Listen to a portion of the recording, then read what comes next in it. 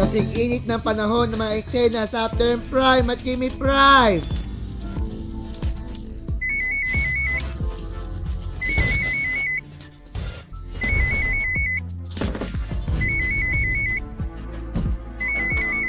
Umiinit na tensyon.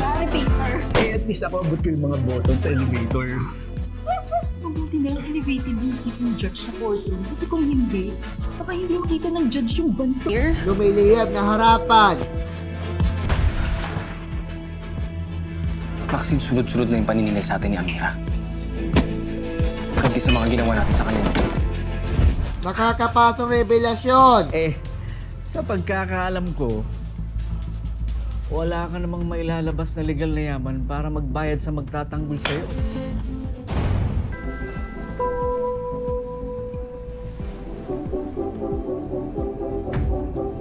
Ang galing, Mami. Tupa na yun. Nag-aapoy na karanasan. Saka hanggang kailan ba tayo dito, Kaleon? Baka matuntun din tayo ninalakdan dito. Huwag kayong mag-alala, hindi nila alam tong lugar na to, ligtas tayo dito. Pumaharurot ng kupa sa Jimmy Dartofacia. Pasabog sa bagong panahon ng kulamp ang It's Showtime. Pagkawala ng tubig sa usapang Buster sa Pastway Pia Bunda. Nakakapagod ang init para makapanood ng larong Family Feud. Umabot sa 500 pamilya ang apektado ng nangyaring sunog sa barangay Isla Puting Bato sa Tondo, Maynila. Kwento ng ilang nakaligtas, napilitan silang tumalon sa dagat sa kasagsagan ng apoy. Tinutukan yan ni June Veneracion.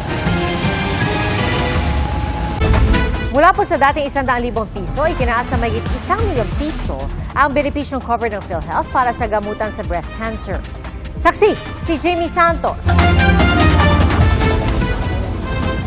Mabigat tamaan ng malubhang sakit at mas nakakapanlumo ang kaakibat na gastusin nito. May init na eksena araw-araw at gabi-gabi sa Jimmy Optimum Prime at Jimmy Prime.